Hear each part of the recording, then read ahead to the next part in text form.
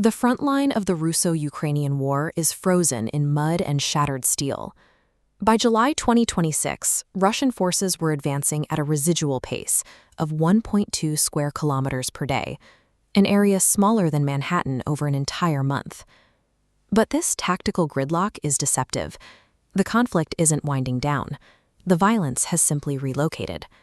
Territorial maneuver has been replaced by the systematic dismantling of logistics networks and energy infrastructure. This dense array of processing towers represents the complexity of Russia's energy spine, which Ukraine is now relentlessly targeting with long-range drones. These strikes have throttled Russian oil processing to 3.6 million barrels per day, the lowest output in over 2 decades. The absence of battlefield breakthroughs does not signal an approaching peace. The conflict has mutated into a multidimensional equilibrium of attrition. Measuring this war by territorial exchange misses the actual trajectory. The outcome is now dictated by the systemic friction in 4 distinct vectors: military, economic, diplomatic, and human. On the ground, neither military commands the critical mass required to breach fortified defenses. The grueling friction point around Pokrovsk has remained deadlocked for over a year. This stalemate has forced a deep strike inversion. Operational success is no longer defined by frontline breakthroughs, but by strikes deep behind enemy lines. Instead, the skies are now completely dominated by the sheer velocity and destructive yield of heavy ballistic munitions. To sustain this tempo, Russia has integrated foreign assets, placing 90 North Korean military personnel directly into its 112th Missile Brigade in Voronezh.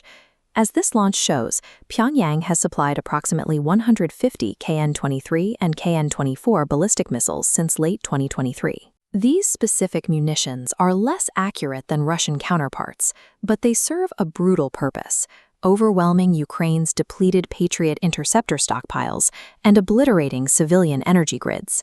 This radar map tracks Ukraine's asymmetric response. Kyiv projects power outward, striking assets from Novorossiysk to the Caspian Sea. The campaign extends deep into the Russian interior, hitting refineries like Ilsky and Yaroslav. These strikes compound, knocking nearly a quarter of Russia's refining capacity offline. Military innovation in 2026 is optimized for infrastructure destruction. Strategic success has completely decoupled from the static front line. But sustaining this destruction requires vast capital.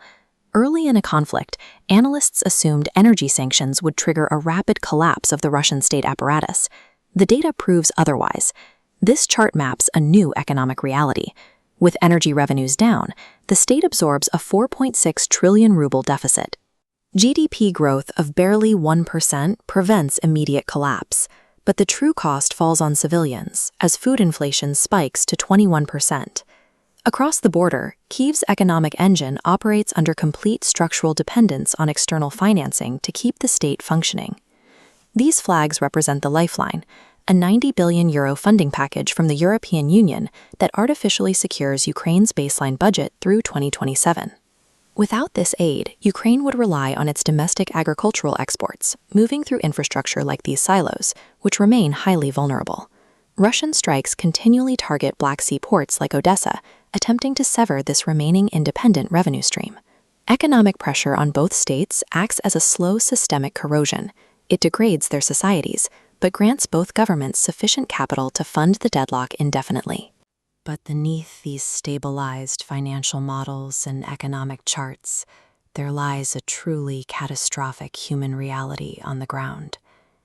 By mid-2026, combined military casualties reached between 1.8 and 2.1 million dead, wounded, or missing. Historically, casualties on this scale force warring parties to the negotiating table.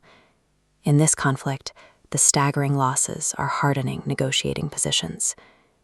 In Moscow, the executive mandate for territorial expansion has escalated. Demands have shifted from the Donbas to the entirety of historical Novorossiya. This maximalist claim stretches from Kharkiv all the way to the Moldovan border in Transnistria, pushing past the limits of realistic diplomatic engagement. Kyiv counters with an absolute refusal to cede any territory it currently controls, creating a diplomatic gap that cannot be bridged. External third-party mediation offers no immediate relief. Competing crises in the Middle East have generated deep fatigue in Washington. Private sector actors have also leveraged their influence. Network restrictions on terminals like this one forced Ukraine to alter military operations as corporate entities attempt to coerce negotiations. Maximalist territorial demands and fragmented international leverage block all diplomatic off-ramps. Both states remain locked inside the war machine. Economic insulation, military stasis, and diplomatic maximalism combine to form a self-sustaining system. This probability matrix filters the next 18 months into two primary scenarios: stagnation and controlled escalation. Stagnation holds the highest probability at 55%, a mutually destructive baseline, with no military breakthroughs or stable peace before mid-2027. Breaking this stasis requires a massive exogenous shock. There is a 25 to 30% probability of controlled escalation. The primary trigger for this escalation lies within the Kremlin, requiring the political apparatus seen here to legitimize a highly unpopular troop mobilization. Projections indicate between 300,000 and 500,000 new personnel will be forced into the meat grinder following the September 2026 elections. The secondary trigger is the long-term sustainability of Ukraine's drone strikes against Russian refineries, Kyiv's only reliable lever of strategic pressure. Without a sudden fiscal collapse or a radical shift in U.S. posture, the conflict has reached a point of attritional stasis, sustaining itself through the consumption of lives and capital without yielding a strategic resolution.